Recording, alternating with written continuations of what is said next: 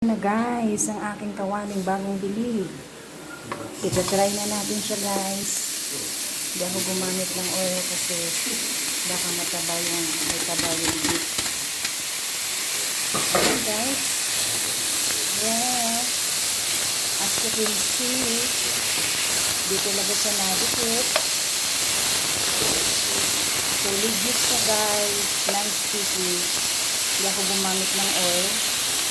Ayan guys. Legit po, non-sticky siya. So, ganito kasi ito guys, mag-spaghetti. Binag-brown ko muna siya.